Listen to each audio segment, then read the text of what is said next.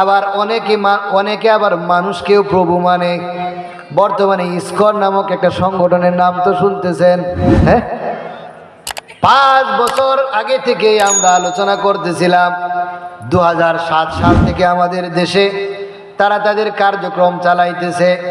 বিশেষ করে বিগত স্বৈরাচার সরকার বিভিন্নভাবে তাদেরকে সহযোগিতা করে, সর্বোপরি তাদেরকে ছায়া দিয়ে তাদেরকে বড় করেছেন, পালছেন লালছেন এবং তাদেরকে বড় করেছেন। কারণ তাদের যে একজন প্রভু আছে চিন্ময়, কি বলেন, 5 আগস্টের 2-1 দিন আগে সে সমাবেশ করে বলছে আমরা ইসকন, আমরা কোনো ঝগড়াঝাটি করি না, আমরা শুধু শেখ হাসিনাকে ক্ষমতায় টিকিয়ে রাখার জন্য আমরা আমাদের কার্যক্রম চালাই।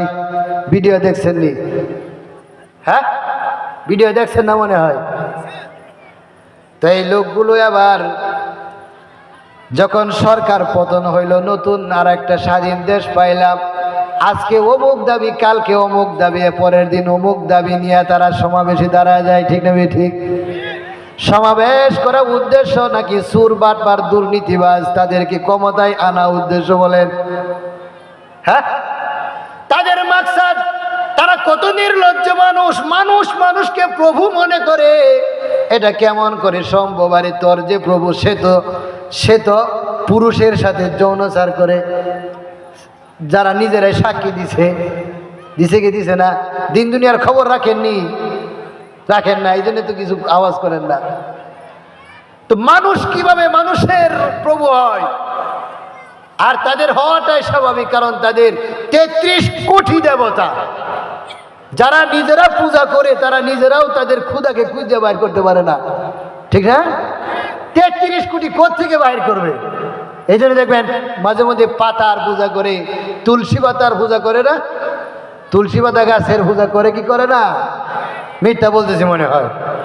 মাটির পূজা করে, গরুর পূজা করে, গরুর প্রস্রাবের পূজা করে, চন্দ্র সূর্যের পূজা করে, মাখলুকের পূজা যেহেতু করে, তাহলে চিন্ময়কে তারা প্রভু মানতেই পারে।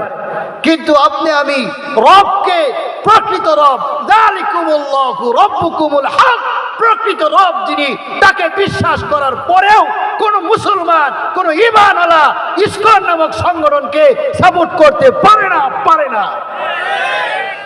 কোন ঈমানওয়ালা পারে না। কিছু মানুষ আছে আমাদের ভোট কমে যাবে এই জন্য আমতা করে, সঠিকটা উচ্চারণ করতেছে না, ঠিক না? হ্যাঁ, এই ইসকনের সমস্ত কাজকর্ম হলো এই দেশের বিরুদ্ধে, সার্বভৌমত্বের বিরুদ্ধে, দেশের জনগণের বিরুদ্ধে।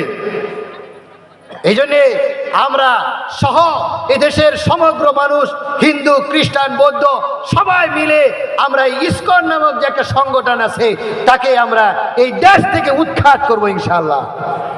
সরকার যদি সঠিক পদক্ষেপ না নিতে পারে, তাহলে আমরা যারা উলামায়ে কেরাম আছি, তাওহীদি জনতা, সর্বাত্মক আন্দোলনের মাধ্যমে হলেও এদেরকে, ইসকনকে এদেশ থেকে বিতাড়িত করব ইনশাআল্লাহ।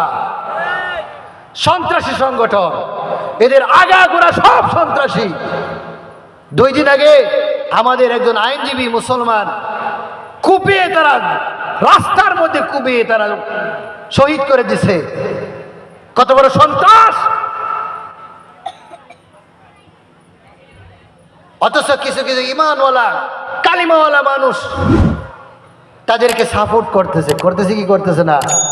যারা করছিল পালায়া গেছে, তারা তো হয়তো একটা কিছু করছে, তাদের মাধ্যমে হয়তো ক্ষমতায় আসার চিন্তা ভাবনা করতেছে। কারণ বিদেশিরা এরে বাপরে, একজনকে গ্রেফতার করার কারণে ভারতে যেই পরিমাণ আগ্রহ দেখাচ্ছে, বোঝা যাচ্ছে আমরা মনে হয় ভারতের অন্তর্ভুক্ত এরকম। আর তাদের প্রচারগুলো, সংবাদ মাধ্যমগুলো এমনভাবে প্রচার করে যেন বাঘে দৌড়ান দিছে তাদেরকে। একটু ধরলো এই অবস্থা দেখবেন, কলকাতার সংবাদগুলো শুনে দেখবেন, হাসবেন আপনি, হাসতে পেট ব্যথা হয়ে যাবে। এই অবস্থা, ধরলো বাঁচাও, বাঁচাও, এই অবস্থায় খবরটা প্রচার করে। এই দেশের একজন হিন্দু, সে সনাতনী ধর্ম হোক আর যে কোনো, ইসকন সন্ত্রাসী সংগঠনের গডফাদার, তাকে গ্রেফতার করছে সন্ত্রাসী কর্মকাণ্ডের কারণে। এটা এই দেশের অভ্যন্তরীণ বিষয়, তোমাদের চিল্লাচিল্লি মায়া কান্নার বিষয় নয়। তোমরা আমাদেরকে মানবাধিকার শিখাও। এদেশে হিন্দু, খ্রিস্টান, বৌদ্ধ তারা তাদের মায়ের কুলে আছে, কিন্তু তোমাদের দেশের অবস্থা দেখো। প্রতিদিন শত শত মাদ্রাসা তোমরা বন্ধ করে দিতেছ, মসজিদগুলো ভেঙে মন্দির তৈরি করতেছ, জম্মু কাশ্মীরে অর্ধ শতাব্দী ধরে তোমরা যুদ্ধ করতেছ। তোমাদের দেশে মুসলমানরা কতটুকু নিরাপদ? তাকায় দেখো আমাদের দেশে হিন্দুরা, আমরা হিন্দুদের মন্দির পর্যন্ত পাহারা দেই। রাতে না ঘুমায়া না খায়া সজাগ থেকে তোমাদেরকে পাহারা দিতেছি, এরপরেও অকৃতজ্ঞ জাতি তোমরা, এরপরেও তোমরা স্বীকার করো না, স্বীকার করবেও না, স্বীকার করবেও না। আমরা যতই মহব্বত করি, ভালোবাসি, এই পৃথিবীতে হিন্দুদের মতো হিংসুক মানুষ আল্লাহ কাউকে বানাইছে না।